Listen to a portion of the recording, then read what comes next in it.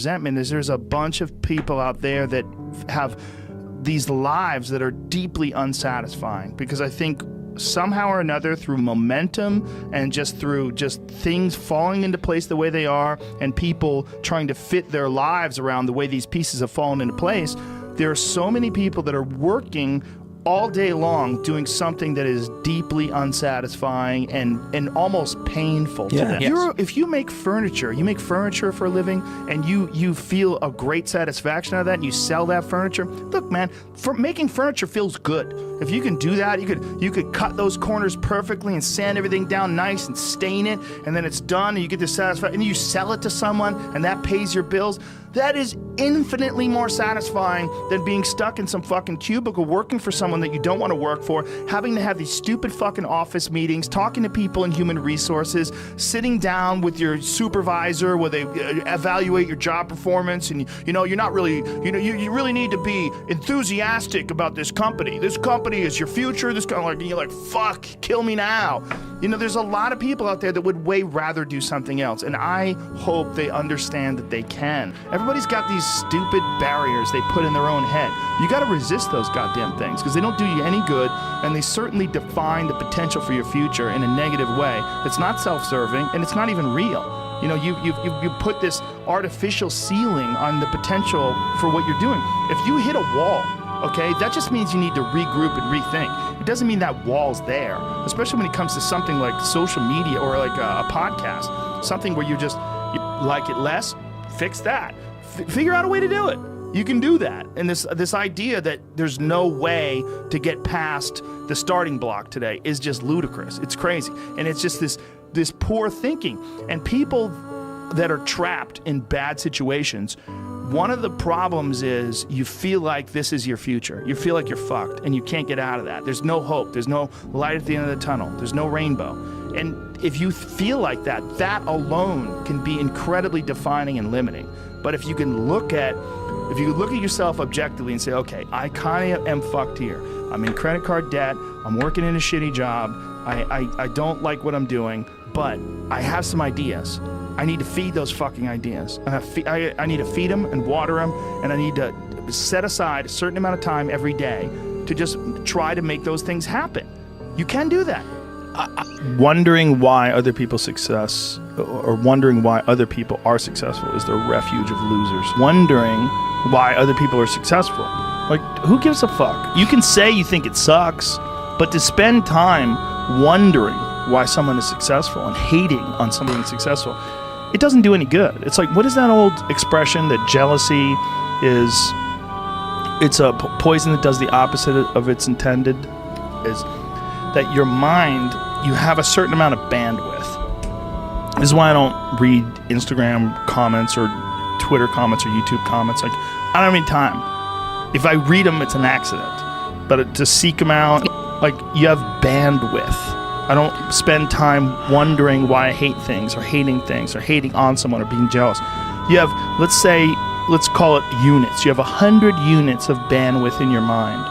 So that means there's 100 units that you can spend on things you care about, or you could let your mind be occupied by some stupid fucking Twitter feud that you're in with some idiot that you don't even know, and you could spend 30% of your Twitter bandwidth or your mind bandwidth on this, and then you only have 70% for the things you love. And then maybe you're involved in some fucking relationship with someone who's an idiot, and you're arguing back and forth with them. Well, there's another 30% that's gone. Now you have 40% left. You have 40% for the things you love instead of 100%. But if you only concentrate on the things you care about that mean something to you, and I think that there's a lot of people out there that think somehow or another you're going to get to some place where you're living in silk sheets and you're getting your toes done while someone's dropping grapes into your mouth. I don't want that. I've never wanted that. That guy's not going to be happy. He's going to be bored. An hour into the grapes, you're going to get those fucking grapes away from me. Stop painting my toes. What am I doing in this bed? I got to do something. I'm not stimulated. The human organism, the animal that we are, needs constant stimulation because it evolved trying to find food and escape enemies. and find shelter, escape nature, escape the elements, try to survive. And this is the great joy that you have in taking care of your children, that you can protect your children from the elements and the enemies and feed them. And it's also the great sadness that you see in losers. When I see a loser, I see some guy who's 43 years old, lives in his parents' basement, and he fucking hates the world. I'm like, that was a baby. Man, this is a baby that somebody just gave shitty nutrients to, whether it's nutrients in the forms of food or in the form of thoughts and ideas and examples, and this kid developed these horrible self-defeating patterns of behavior that have led them to this point where they're this middle-aged person with no future and no idea of how to get out of this rut, and probably never will escape it, and might just wind up sucking on a gun. You know, I mean, this is the world that we live in today. And I think part of that world is because we have been fed this line of horseshit that you're supposed to seek comfort. And I don't think you are. I think you're supposed to seek lessons, and you're supposed to seek difficult tasks and accomplishments. And through those things, and through doing things that are hard to do, even if it's just a fucking 90-minute hot yoga class. I do a 90-minute yoga class, man. Those last 20 minutes, I do not want to be there, man. And I definitely don't want to give 100%. And I can cheat. I can kind of half-ass it. I can. But if I don't, and I get through it, when that time is up and the lady says namaste and everybody gets up, I'm like, fuck, man, I made it. You know, I lost 15 pounds. My fucking yoga mat is drenched to the point where I could literally wring it out and fill a jug up with water. But through that struggle, I will now have a better day, and I better fucking do it again tomorrow, or do something else. Because if I just think, well, tomorrow I'm just gonna coast and eat Twinkies and watch TV. Oh, hello sadness, my old friend. Hello depression. Because when you're not doing anything, you feel like shit. And that's just part of being a human being. And we can pretend that we're something other than what we really are. And we can pretend, nah, me, man, I'm just cool, just chilling, doing nothing. Bullshit. You're a fucking human. You're a human being. You evolved from the fucking hundreds of thousands of years of hunters and gatherers and people that were struggling. Those human reward systems are carved deeply into your DNA. And if you don't respect that, if you don't respect the mechanism of happiness and fulfillment and what you really need to do in order to feel satisfied in life, camaraderie, love, family, friendship, struggle, testing yourself, learning, all those things are imperative. They're all a giant part of being a person. Concentrating on people that suck or being jealous about people that are doing well does me zero good. But instead, if someone does well, I can be inspired and I can get fired up by it. I mean, I figured this out in my early 20s.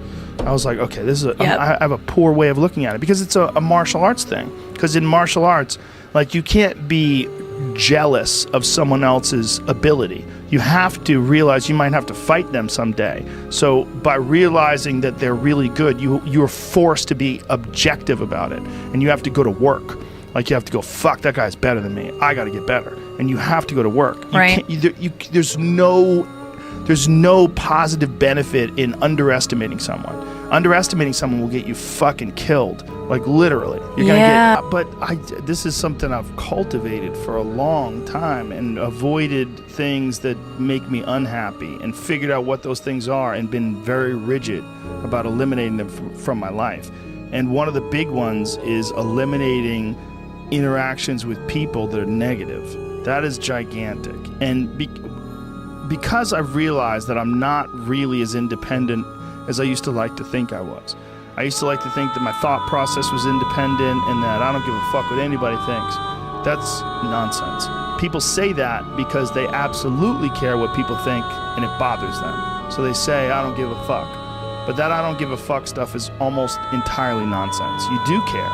And you care in both ways. You care if people are critical of you, care if people are positive of you, but you also care if people are living positive lives and they're motivating you.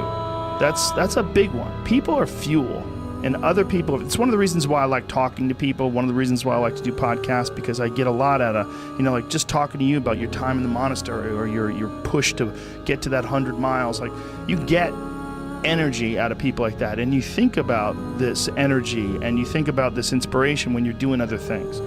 And it also sets in your mind that when you meet these exceptional people that move you, like, what are the characters?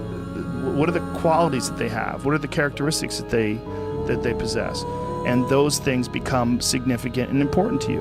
Whereas if you live around a bunch of people that are complaining and bitching about everything, and they see the negative in everything, and they're always whining, those people are the opposite of that. They're the opposite of inspiration, and they're mud. You're just like, bleh. It's like you're up to your ankles in mud. You try to trudge through life. It's difficult. You're not light. It's not pushing you. There's not a wind at your back. The wind's in your face, and it's rough, and over time, I've learned that these people, you're not going to fix them. I used to want to fix them when I was young. I used to want to go, hey man, I see what you're doing. Like, dude, don't do that anymore. Listen, just do this and stop doing that and start doing this. And if you just work towards this, you could be successful. And then a week later, the guy's doing the same shit. You're like, okay, right. I'm wasting a significant amount of my energy on someone who doesn't want to waste any of their energy on themselves. And so managing the community and the tribe that you're in, making sure that you're a good member of that tribe, that you're doing your part, and there's a lot of cynicism in these days about inspiration and about motivation, because there's a lot of fake shit. You can go on Instagram and you see a million of these inspirational quote pages, and they're run by people that are probably depressed. You see a lot of people that are, talking about how to get ahead in life, but they're not really doing anything themselves. So there's a lot of cynicism involved in that. But there's also sincerity in it, and you can get, if you just look at it with a pure heart and a pure mind, you can get a lot of energy out of that.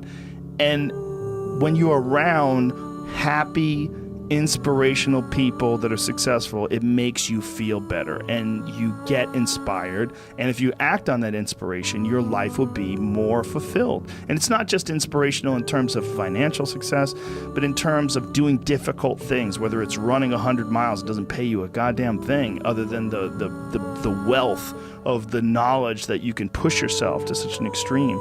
Or anything else, whether it's someone who becomes really good at playing chess, or someone who's really good at martial arts, or whatever it is. There's a great feeling in these overcoming these difficult things, because life is never this just constant state of, I'm at a 9 all day, and when I'm with my wife, I hit 10. Yay! And I stay like that. That's not real. What's real is like you saying that you went to this monastery and felt all this angst about meditating and being alone and not having your phone and not having the input, but then when it comes out of it, then you have this reward. So you push through this, and you had these uncomfortable feelings, and you came out of those uncomfortable feelings with this newfound appreciation for time and this respect for your own existence in your own space and carving out 3 hours for yourself a day. That's where it all comes from. It all comes from life lessons, and the lessons are learned through struggle.